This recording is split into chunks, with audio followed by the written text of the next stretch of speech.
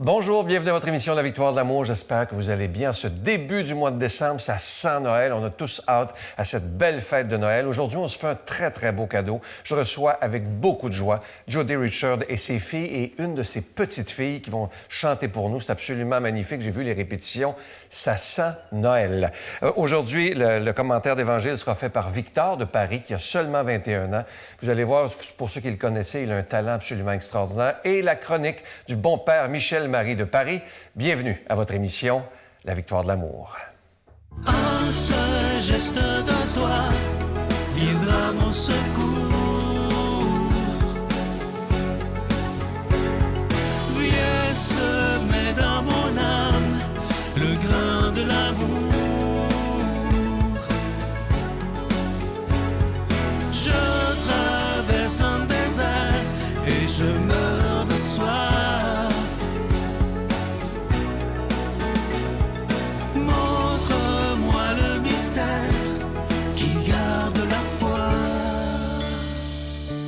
Cher Jody, merci d'être là. C'est une vraie joie, vraiment. Et c'est incroyable qu'on se revoie après tant d'années. Tant d'années, on s'était vus il y a une 20 quelques années, à Sherbrooke, je me souviens. Oui, merci. Comment ça se passe, Noël, chez les Deschamps? Parce que je vous voyais répéter tantôt, vous avez l'air d'une famille tellement heureuse. Oui. Ça fait du bien à voir. Bien, merci beaucoup. On a réalisé qu'on est vraiment tissé serré, comme on dit. Mais c'est drôle parce que moi, quand j'étais jeune, je suis partie de la maison à 17 ans. J'étais déjà à mon compte, je chantais, je dansais, je faisais ça. Et mon mari aussi, Yvon Deschamps, lui, il est parti de la maison assez jeune aussi. Et même si on adorait nos parents, vraiment, on n'était pas des gens, et ils n'étaient pas les gens à nous appeler, puis on les appelait pas, ça faisait juste comme ça, puis de temps en temps, on se voyait, puis c'est comme des grandes collades, et puis que je t'aime et tout ça. Mais c'était pas dans, je sais pas, dans l'ADN, dans les habitudes. Tandis que nos filles, ils nous aiment. Et on est tout le temps comme tellement surpris. C'est beau, ça. On est surpris qu'ils veulent nous voir, puis qu'ils veulent revenir tout le temps, tout le temps. Donc, l'adolescence, après ça, la vingtaine, puis après ça, les enfants qui sont venus. Puis là, la maison, et souvent, on essaie d'être ensemble, toute la gang, 14, dans la petite maison au chalet, pendant les 2 semaines. C'est vraiment un temps où on se voit le matin tôt en pyjama, on prend des petits cafés, des jus, puis ça, on joue ensemble, on chante. Vous savez que vous êtes riche pour ça, hein? On est vrai, oui. On est choyés, famille. absolument. Et c'est quoi le secret, d'après vous, d'une famille si unie et qui s'aime autant? Bien, je sais pas s'il y a de quoi. Je sais pas qu'est-ce qu'on a. Et moi, je sais que j'adore mes filles, c'est-à-dire que les parents aiment leurs enfants inconditionnellement. Donc, ça va de soi. Et elles sont 3 filles complètement différentes. Là, vous allez voir deux de mes filles qui chantent, l'autre parle plus. Son ADN, je ne sais pas comment ça se fait, mais elle a l'ADN de quelqu'un qui parle. Et donc, on les aime tellement, et elles sont tellement différentes. Et elles sont intéressantes, et elles travaillent fort. Elles travaillent fort, elles travaillent, elles sont des enseignantes, elles sont dans l'écriture, elles sont dans la musique, ils font... C'est pas facile pour personne. Et donc, on est près de l'un et l'autre là-dessus. Et aussi, on aime penser à des raisons pourquoi qu'on s'aime. On réfléchit sur pourquoi que le temps des fêtes est spécifiquement si important. Alors, c'était en fait l'an 2020 là, qui a déstabilisé tout le monde. Et puis, quand ils nous ont dit, puis on n'avait pas le droit de se réunir en famille, c'est là qu'il y a eu une telle tristesse à l'intérieur de nous qu'on était obligés de se dire, mais... Pourquoi c'est si important? Et c'est à ce moment-là que Karine, une de mes filles que vous allez voir tantôt, elle s'est mise à écrire des chansons. Et donc, sur le nouvel album qui vient de sortir, qui est un album finalement de Noël, qui s'appelle Noël chez les Deschamps, elle a écrit 8 des chansons. Il y a certaines qui sont des collaborations de nous 3, Judy et Fille. Et donc, voilà. Et aussi, on a la petite troisième génération sur l'album avec ma petite fille, Alba, qui serait là tantôt. Très, très beau. Oui. On vous connaît parce que vous avez toujours eu à cœur d'aider et de redonner à la vie. D'où ça vous vient, ce besoin de redonner? Bien, moi, je vais être franche. C'est Yvon, quand il a commencé à être connu dans les années 70, après le Stitch Show avec les oignons Casadon, puis là, il a commencé à écrire Le Bonheur, Pépère et tout, le Fœtus, etc. Et donc, il est devenu très populaire assez rapidement. Et quand on est populaire, les causes viennent à nous. Et il y en a un, c'était le Chaînon, qui est une maison pour femmes en difficulté à Montréal, qui existe depuis 42. Mais lui était là 35 ans et j'étais là 30 ans avec lui. Donc, il m'a amené vers ce monde-là et ça m'a fait tellement du bien parce que j'ai vraiment une bonne santé. J'ai une bonne étoile. Je ne sais pas comment ça se fait. Vous êtes rayonnante, en tout cas. Bien, merci beaucoup. J'ai une sœur qui n'est pas si bien que ça. Donc, j'ai eu une culpabilité toute ma vie. Donc, je sais que j'ai été juste choyée. Et donc, de redonner aux autres, ça va de soi. Parce que dans toutes les sphères, je suis aimée, j'aime. Et puis, on a une famille magnifique. Et donc, il faut donner. Vous êtes bénie abondamment. Oui, vraiment, vraiment bénie. Et il y en a tellement qui n'ont pas la même jeu de cartes que moi en partant au monde. Et j'aime ça, les voir, les encourager, puis les avoir avec moi. C'est pour ça qu'au Chaînon, on a eu tellement de plaisir à faire des levées de fonds. Mais les levées de fonds, c'était des milliers de choses que j'ai fait de mes mains et que j'ai signées. Puis là, les femmes venaient, puis ça s'achetait des choses pour 25 cents, $1. Et pendant une quinzaine d'années qu'on était là, en plus d'être porte-parole. Donc, ça m'a fait du bien. Ça m'a fait énormément du bien. Comme vous avez été très, très longtemps au Chaînon, comment vous vivez ça de voir cette vague de féminicide qu'on a eue cette année? Je ne comprends pas l'être humain. En fait, je ne comprends pas. On est du bon monde. Tous les gens qui nous écoutent, c'est du bon monde. Tout le monde autour. Comment ça se fait même qu'il y a des gens qui saillissent au point d'aller tuer quelqu'un? Et de là à pourquoi qu'il y a des guerres? Je ne comprends pas. Mais je sais que c'est en nous. Je pense que toute cette... Tout est en nous et notre travail, c'est de dire, d'écouter le petit ange gardien et de ne pas aller vers les choses qui sont violentes et d'être toujours dans le bonheur et l'ouverture à l'autre. Et je pense que, je sais pas, c'est épouvantable. Tous les meurtres sont épouvantables. Ouais. Les accidents, on ne peut rien faire, mais ça, on peut. On devrait être capable de changer ça. Mais comment? On est tous chacun différent. Chacun est différent. Il faut accepter tout le monde. Il faut les aimer. Il faut aller vers l'autre personne. C'est ça. Vous êtes toujours en amour avec celui qu'on aime tant, Yvon Deschamps. Oui. Ça fait 50 ans qu'on est 50 ensemble. ans. Oui, le 6 novembre, ça faisait 50 ans ensemble. C'est quelque chose. On a pleuré cette nuit-là en parlant de toutes les choses qu'on a fait ensemble et qu'on soit encore ensemble. C'est merveilleux. Et amoureux. Parce qu'il y a des hauts et des bas pour tout le monde. Mais amoureux, nous le sommes. Ouais. Pourquoi vous dites... Je lisais ma recherche hier, j'ai dit, je vais lui demander pourquoi... lorsqu'on parle de votre couple, vous dites Yvon a écrit la chanson « Aimons-nous quand même » et il y a eu des bouts de trophée. Qu'est-ce que vous voulez dire? Mais en fait, Comme si elle était dure à écouter pour vous. Oui, mais c'est difficile. C'est justement la haine, c'est proche de l'amour. Je te tuerai, mon amour. Donc, c'est même dans ces paroles-là. Même si les gens, en général, ils écoutent, ils entendent « Aimons-nous, aimons-nous, aimons-nous », c'est en fait « Aimons-nous », c'est très important, le « quand même ». C'est quand même malgré nous, malgré qui nous sommes, malgré toutes les différences, aimons-nous. Alors, en fait, c'est un très, très beau message. Mais si on écoute les paroles, là, c'est difficile. Je ne veux pas dire qu'est-ce que ça veut dire pour moi, parce que chaque personne est très différemment. Mais quand on parle de victoire dans l'amour, aimons-nous quand même. C'est vraiment malgré tout. Et quel est le secret, justement, pour durer dans le temps? À 50 ans, c'est pas rien. Ah, mais... et c'est pas du toffage. Non. Vous aimez. Oui, pour le vrai. Mais c'est grâce à Yvon, encore une fois. Cet homme-là, je l'aime assez. Il a décidé, à un moment donné, que j'étais parfaite. OK, comment qu'on fait ça? Parce que si je suis loin de parfaite. Et tout le monde est loin de parfaite, c'est normal.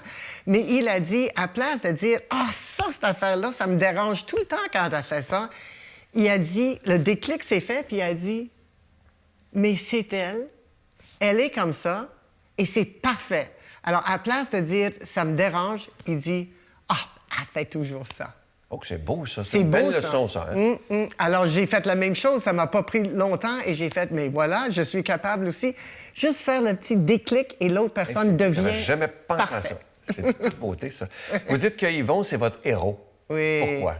Oh, pour tellement de raisons. Il était mon héros quand on s'est rencontrés. Il était mon protecteur, mon ange gardien. Et toute ma vie, il a été quelqu'un qui était plus qu'à la hauteur des situations. Donc, je peux juste dire que j'ai un respect incroyable pour cet homme-là. Tout ce qu'il a écrit, toute sa manière de penser, d'observer les gens et de redire à sa manière la société. C'est comme un peu être le miroir de la société. Moi qui n'ai pas quelqu'un qui réfléchit tant que ça, je suis une faiseuse. J'aime ça, chanter, danser, faire, fabriquer. J'aime laver les planchers, j'aime peinturer. Mais Yvon, il observe. Alors, c'est aussi d'où vient une grande partie du respect. Quelqu'un qui pense, qui réfléchit, qui regarde avant de parler. Donc, pour 1000 raisons. C'est Noël qui approche dans quelques jours, dans quelques semaines. Oui. Enfin, parce que nous, on est dans Noël toute l'année, là, parce qu'on répète nos spectacles et tout ça. Et comment vous vivez ça, de savoir, bon, vous êtes privilégié, mais de savoir qu'il y a des gens qui vont vivre des Noëls seuls, dans la pauvreté. Oui. Qu'est-ce que ça vous fait? Parce que je vois que vous êtes très, très humaine, là, très... Mais voilà. Ça me touche, mais à part quand j'étais au Chaînon puis on servait les femmes le jour de l'an, ou bien on allait leur parler, Yvon faisait des spectacles et tout ça, ou au Centre-Sud, où est-ce qu'on est maintenant avec la Fondation Yvon Deschamps Centre-Sud. Donc, on est là, on essaie d'aider les gens, mais quand ça arrive le temps de Noël, c'est tellement important que la famille soit ensemble que, en fait, on fait abstraction et on vit ces 14 personnes ensemble durant le temps des fêtes. Ça me dérange d'ailleurs, ça a dérangé Karine au point d'écrire une chanson justement pour les personnes qui n'ont pas le privilège d'être avec leur famille. Des fois, ils peuvent être incarcérés, ils peuvent être à l'hôpital, ils peuvent être seuls, ils peuvent même se sentir seuls dans leur tête et personne n'est autour. Donc, il y a une belle chanson sur l'album Noël en dedans. En tout cas, c'est un album absolument magnifique. C'est vous qui avez eu l'idée? Non, pas du tout. C'est venu tout seul. Ça fait maintenant 5 ans qu'on fait des spectacles, mais juste quelques-unes, parce que le temps des fêtes, c'est quand même... C'est un créneau, c'est étroit. Mais on aime tellement ce temps des fêtes que ça vaut tout le temps qu'on met là-dessus. Et les chansons sont venues, justement... Ce que j'aime, c'est que c'est un album de Noël différent. Merci. Hein? C'est très, très beau. Parce qu'on est toujours habitué d'entendre les mêmes chansons, mais là, c'est rafraîchissant. Oui, il y en a 10 nouvelles chansons sur 11, oui. Très, très bon. Merci là, beaucoup. Celle que vous allez nous faire, c'est Joyeux Noël, grand-maman. Alors, qui chante avec vous? C'est Alba. C'est la première fille de ma fille Karine. Et elle a 10 ans. Elle a commencé avec nous sur scène à 8 ans. Elle a fait de la claquette. C'est une petite fille. Elle a fait de la claquette. Ça danse. Elle aime danser. Elle aime chanter. Puis c'est elle qui nous a dit il y a quelques années... Je veux être dans ce spectacle-là. Donc, elle est dedans. Puis drôlement, cette année, il y a même sa petite sœur, puis une qui a 13 ans qui nous aide avec la régie. C'est vraiment un show familial. Et vous faites des spectacles également. Oui, c'est ça. Il en reste quelques-uns encore. C'est décembre. Exactement. Oui. Judy, merci d'être ce que vous êtes et je vous souhaite encore de très, très longues années avec Yvon. Pleine de bonheur. Merci. Merci, Sylvain. Vous êtes une femme très inspirante et je voulais vous le dire. Bien, merci beaucoup. Je vous invite à aller vous installer pour écouter cette très, très belle chanson. Merci. Et faites-vous un beau cadeau de Noël. Cet album, il est différent et il est tellement magnifique. Il s'intitule Judy et fille, Noël chez les Deschamps et on écoute Joyeux Noël, grand-maman.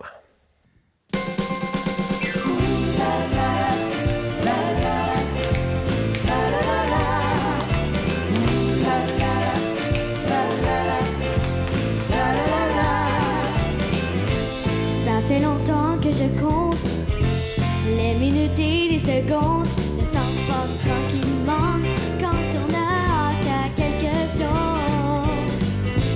L'heure est enfin arrivée, le meilleur moment de l'année. On monte au chalet pour passer le temps des fêtes. La maison est décorée, Les cousins sont arrivés, mais c'est avec toi que j'ai hâte de jouer. Joyeux Noël, grand-maman,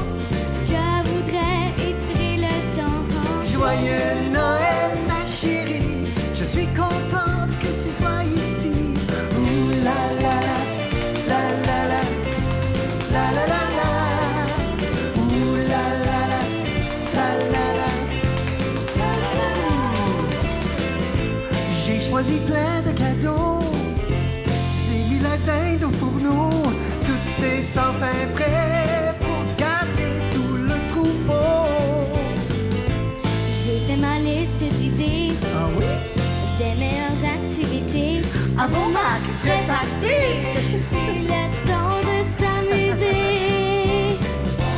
le sapin illuminé, ça sent bon et choyé. Et c'est grâce à toi qu'on est émerveillés. Joyeux Noël, grand-maman, je voudrais étirer le temps. Joyeux Noël, ma chérie, je suis contente que tu sois ici. Ouh la la la, la la la. Qu'est-ce qu'on pourrait faire ensemble? Faire des biscuits au chocolat. Avec toi, aller glisser dans le froid. Pourquoi pas? Se coller sur le sofa, ça j'aime ça. Moi aussi. Et surtout danser avec toi. Ah oui? Dansons.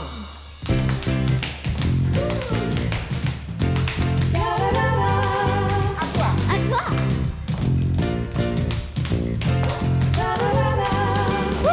Joyeux Noël, grand-maman, je voudrais étirer le temps.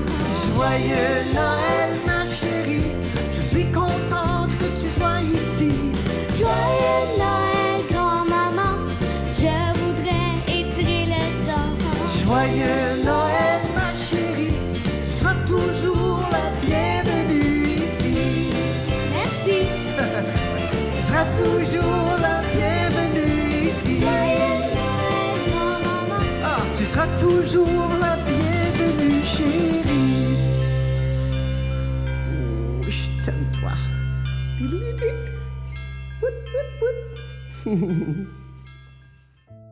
Notre Père qui es aux cieux, que ton nom soit sanctifié, que ton règne vienne, que ta volonté soit faite sur la terre comme au ciel. Donne-nous aujourd'hui notre pain de ce jour. Pardonne-nous nos offenses, comme nous pardonnons aussi à ceux qui nous ont offensés. Et ne nous laisse pas entrer en tentation, mais délivre-nous du mal, car c'est à toi qu'appartiennent le règne, la puissance et la gloire pour les siècles des siècles. Amen. Je continuerai à croire, même si tout le monde perd espoir. Je continuerai à aimer, même si les autres parlent de haine. Je continuerai à construire, même si les autres détruisent. Je continuerai à parler de paix, même au milieu d'une guerre. Je dessinerai des sourires sur des visages en larmes et je tendrai les bras à ceux qui se sentent épuisés. Oui, je continuerai à croire. Je suis tellement content de vous parler de ce magnifique cadeau du mois de décembre, un beau cadeau de Noël qu'on peut se faire ou faire à quelqu'un d'autre. Alors, c'est le pendentif de la Vierge Marie consolatrice. Il est en acier inoxydable, gravé au laser et orné de petits zircons. Ce pendentif, il est déjà béni et à votre demande, la chaîne est incluse. Je vous rappelle que vous le recevrez avec un don de 25 $ et si vous en voulez deux, avec un don de 40 $. Merci de votre offrande spéciale de Noël en ce mois de décembre 2021. Et comme je vous le disais la semaine dernière, merci de donner des moyens au bien. On regarde l'état de la planète et on voit bien que le mal a tous les moyens nécessaires pour faire ses affaires. Mais nous, il nous faut se donner des moyens pour que le bien puisse se faire entendre. Je vous donne l'adresse, la Victoire de l'Amour, case postale 120, succursale Boucherville à Boucherville, le J4B 5E6, je vous la redonne, la Victoire de l'Amour, case postale 120, succursale Boucherville à Boucherville, le J4B 5E6. Également par téléphone, par carte de crédit du lundi au vendredi de 8h30 à 16h30 dans le 514-523-4433, 523-4433 ou sans frais le 1-888-811-9291, 1-888-811-9291 et aussi sur notre site Internet qui est un moyen très sécuritaire, rapide et efficace de faire votre don, le www.lavictoiredelamour.org. Alors, merci de tout cœur de votre offrande spéciale de Noël en ce mois de décembre. Merci aussi de donner des mains à la Providence et merci de donner des moyens au bien afin qu'il puisse se faire entendre. Merci de tout mon cœur.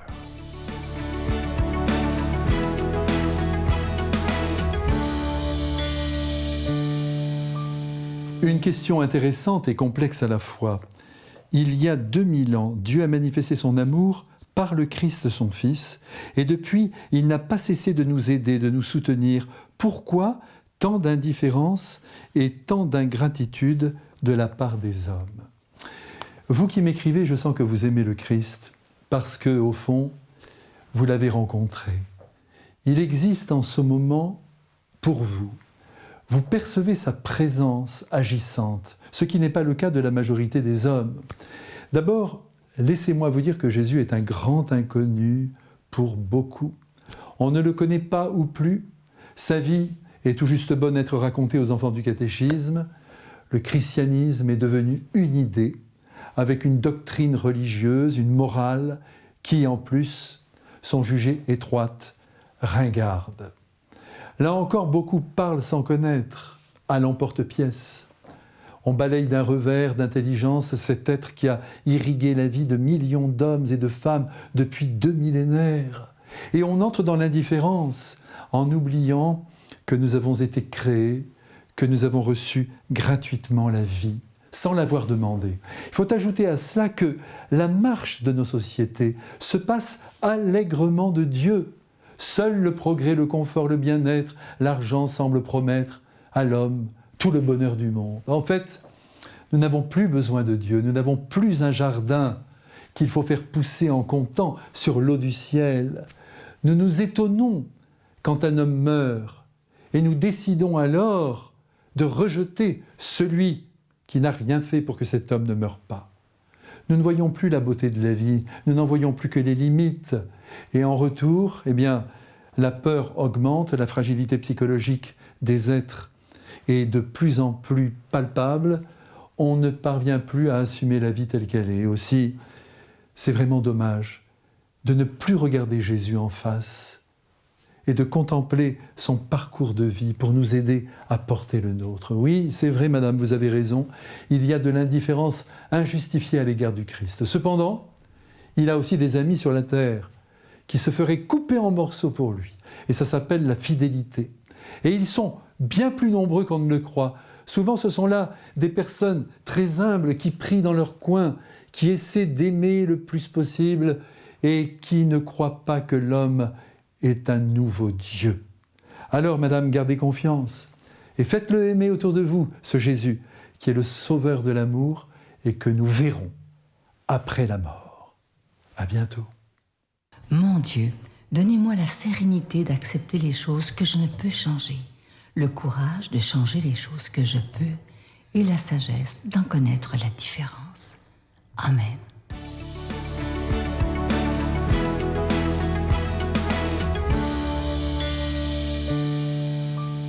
Aujourd'hui, l'Église nous propose de méditer un passage de l'Évangile selon saint Luc.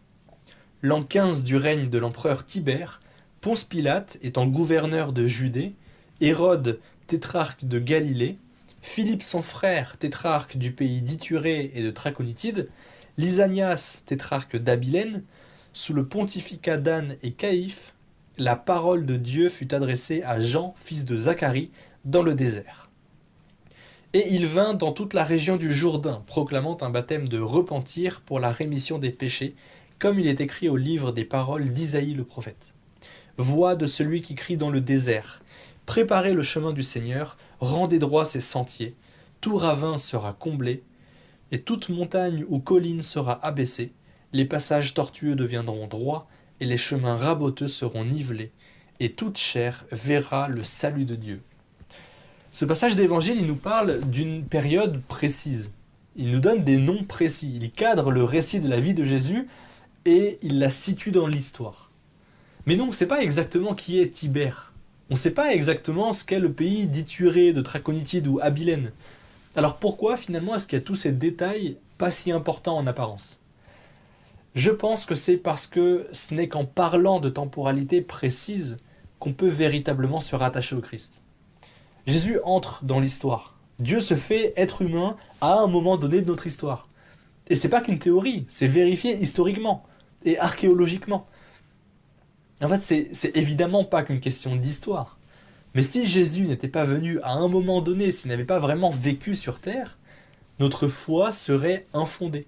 et alors vaine, et en un certain sens fausse.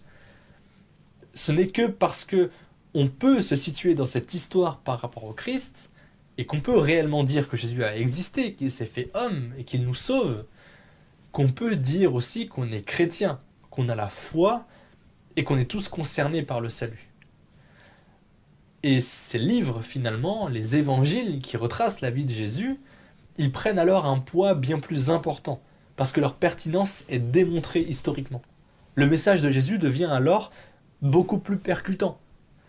Et son existence ne peut faire aucun doute. Finalement, la Bible, c'est pas qu'un ensemble de livres historiques. Évidemment. Il y a aussi des livres mythologiques, comme le livre de la Genèse.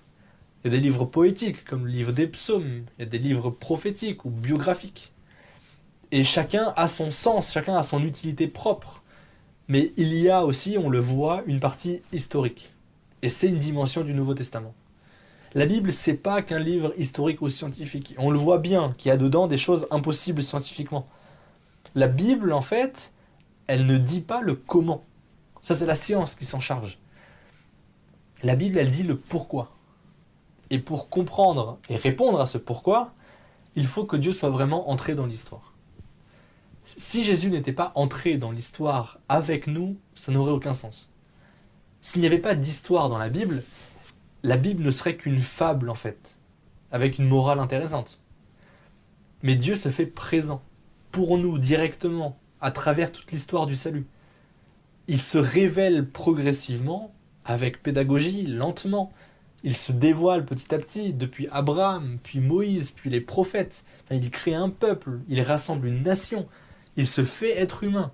Il prend part à cette société, et enfin, il se révèle entièrement Dieu d'amour infini, humble, juste et entièrement donné. Il montre sa puissance, et puis il se fait être humain à notre niveau pour nous dire enfin que ce qu'on sait de lui depuis le début, on est appelé à l'être aussi. Il dit qu'en fait, on est fait pour être avec lui. Il nous dit comment y arriver, comment aimer. Et il nous donne même un rôle dans cette histoire du salut. En gardant notre liberté, évidemment, en gardant notre volonté, mais en faisant aussi qu'il ne peut pas nous sauver sans nous. C'est pas fou? Dieu nous offre un truc incroyable, être Dieu avec lui, il nous offre le paradis, quoi. Et ce même Dieu, non seulement il veut nous offrir ça, mais il se fait dépendant de nous. Quelle humilité de Dieu! Notre Dieu est humble. C'est pas la plus grande merveille du monde, ça? Et ça peut même sembler contradictoire que Dieu soit humble. Et pourtant, l'amour n'impose rien, il propose seulement. Sinon, ce serait pas de l'amour. Et si c'est pas de l'amour, ce serait pas Dieu. Alors nous aussi, en fait, préparons les chemins du Seigneur. Rendons droit ses sentiers. Parce que dans tous les cas, tout être vivant verra le salut de Dieu, qui est déjà à l'œuvre. Alors prions maintenant pour que chaque personne veuille vivre du côté de Dieu. Et qu'en voyant le salut, elle ne soit pas contre Dieu, mais avec lui. Donc prions pour notre préparation au paradis. Aimons toujours mieux comme Jésus nous l'apprend. Au nom du Père et du Fils et du Saint-Esprit. Amen. Je vous salue Marie, pleine de grâce. Le Seigneur est avec vous. Vous êtes bénie entre toutes les femmes, et Jésus, le fruit de vos entrailles, est béni. Sainte Marie, Mère de Dieu, priez pour nous pécheurs, maintenant et à l'heure de notre mort. Amen.